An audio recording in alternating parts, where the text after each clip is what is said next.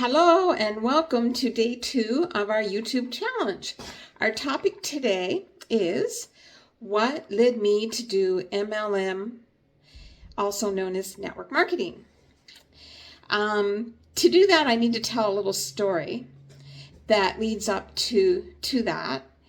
It's about a little girl back in 1969 who watched a commercial on TV about 𝙡𝙤𝙫𝙤𝙤𝙤𝙤. It was I think it was Canadian girls up in the mountains doing this commercial. And for whatever reason, something triggered and I needed to have 𝙡𝙤𝙫𝙤𝙤𝙤. And my mom was like, no, you don't need that. You're not old enough. You know, the story. Well, I was the type of kid that I didn't let up. If I wanted something, I had to have it. And that was it. So finally, she gave in. She gets me my 𝙡𝙤𝙫𝙤𝙤𝙤, thinking that it was a phase and it would just pass by, and never did. I faithfully used that all through high school, right up until 1979, when Mary Kay came to Canada. But in the meantime, prior to that, I had an entrepreneurial mindset leading up to that, now that I look back. Because I wanted things, my parents made me have to earn half or all of it if I was asking for too much. So I babysat, I picked strawberries, things like that. And I had Regal. I took out Regal catalogs to the neighbors and I sold Regal. Anything, like to make $1. Then in high school, to make money, this is going to sound really crazy, I cut hair in the girls' washroom. Yeah, I always took my scissors to school with me, and that back then, the feathered bangs was really big, and that's what I did. I never knew when somebody was going to want me to clip their hair for them. But anyway, it was fun. And so then in 1979, a friend of mine and I went to a Mary Kay information session, and we ended up joining Mary Kay, took out my first loan, which was, I don't know, $1,500 or $1,600 back then, which was quite a bit for then.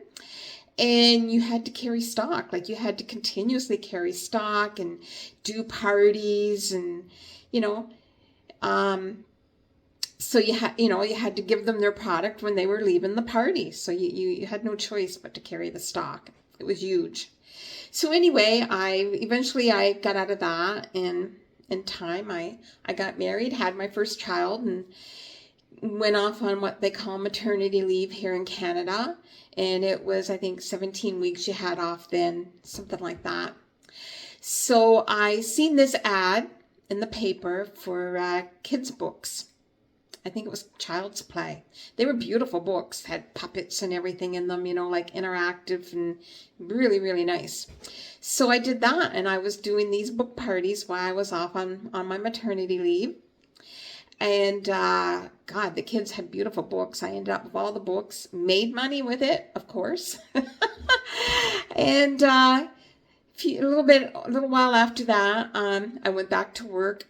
And then shortly after that, we moved. We were a military family, so we moved a lot.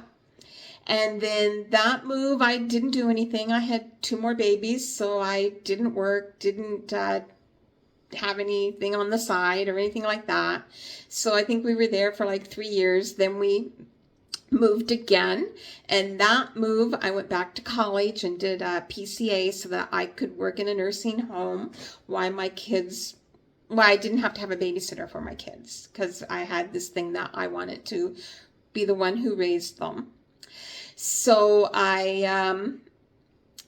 did that during that move. I don't think I had anything on the side then, but then the next move, my babies all were in school. Mama needed something to do. So Avon came along.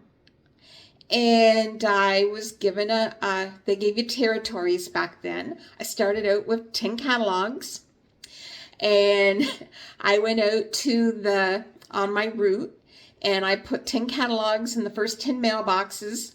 Then I went home, I looked up, because the names were on the mailboxes, had the names written down. Then I'd go home, I'd look up the names in the phone book, give them a call, and tell them, you know, that I was their new Avon rep, and to pick out what they wanted and put it in the book and put it in their mailbox, and I'd come pick it up in 2 days. So then after a couple days, I'd go pick them up, and I did that throughout the whole campaign, trying to get as many orders as I could that campaign. So anyway, why I lived there, I ended up being the top 5, one of the top 5 in the district. I was earning like over $1,000 a campaign, right? Sometimes it was, you know, a campaign only ran for 3 weeks, which was really good for back then. Plus, while I lived there, I had a card franchise, which I sold for a small profit when it was time to move. So my next move, where'd we go after that? I gotta think now. Oh, we went to a spot that was somewhat isolated. So I didn't do anything on the side there, but I was what I call a professional volunteer. I helped organize sports and things for the kids, and that while we lived there. So then when we moved from there, I went back to work. And around 2005, I saw an ad online, because we had the internet then. Everything prior to this, there was no internet. So I seen this ad. It was about B12, and I was always into like healthy things, and so I, you know, filled out the information to get this B12. And then I get a call from this fellow, Robert Matthias, and to join. I had no idea that it was MLM that I was getting involved with. But what hooked me was when he said that the women all love the skincare. See where I'm going with this? The skincare is what hooked me. When he said that, I was sold. I decided that I was going to try it. And that is why, you know, why I joined, because he had mentioned the skincare.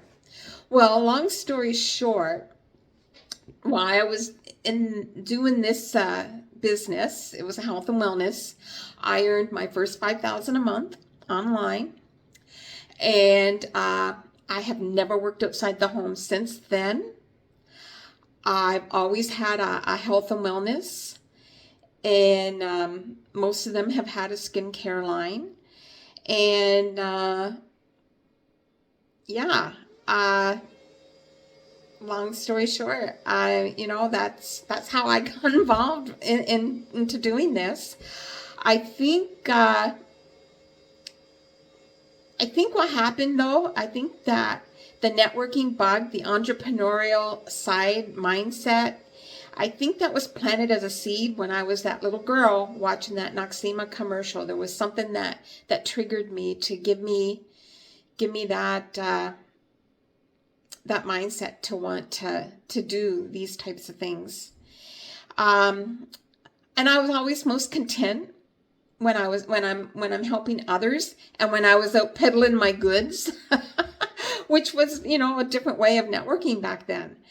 So I'm really happy to see Ben revolutionizing this industry. And I think that, like, I love it. It's great, you know. And anyway, thank you for watching. And not sure what the topic will be tomorrow for day 3. But anyway, like this video if you like it, and subscribe to my channel. And hopefully I'll see you tomorrow. Bye for now.